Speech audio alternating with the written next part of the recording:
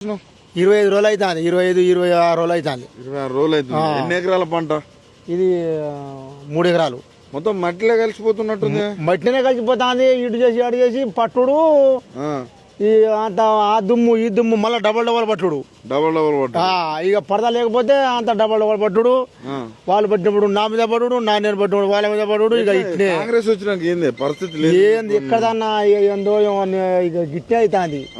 ఇట్నే అవుతుంది. పండిద్దామంటే యూరియా దొరకదు. ఊరియాలో అప్పుడు చాలా ఇబ్బంది మామూలు. అప్పుడు ఆ ఇబ్బంది తర్వాత పండించినాక కొనపోవుడు. పండించినాక ఇగో ఈ కోస. కేసీఆర్ ఉన్నప్పుడు ఎట్లుండే? ఆయన ఉన్నప్పుడు గిట్లా ఉండే నాన్న. ఎక్కడెక్కడ పార్సల్ అయిపోయేది. నెల రోజుల నుంచి ఈయనే పడుకుంటాను. ఈయన్నే పడదలు పోతున్నాయి. మళ్ళా కొత్త కొత్త పడదలు తెచ్చింది దాని మీద పెడితే ఆ పడదలన్నీ ఇక కొంచెం సెక్యూరిటీ ఉండదా? సెక్యూరిటీ లేరు.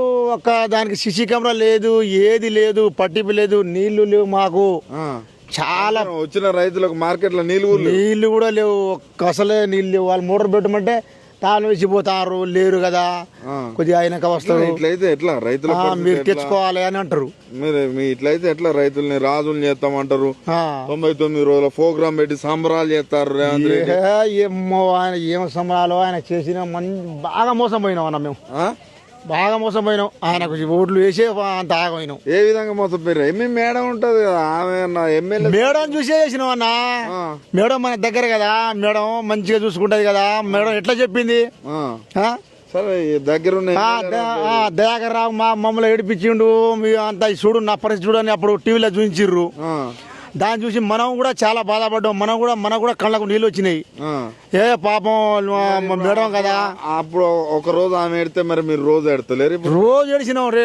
అసలు మాకు ఇట్లా చూడడానికి కూడా వస్తలేదు మేడం ఇంత దగ్గర ఉన్నా కూడా. సరే కాంగ్రెస్ వాళ్ళ కన్నులు మీరు దూర్చి మరి మీ రైతుల కన్నులో కూడా చూడాలి. ఎవరు చూస్తారా నా? ఇప్పుడు మనకు చూసేటోళ్ళే లేరు.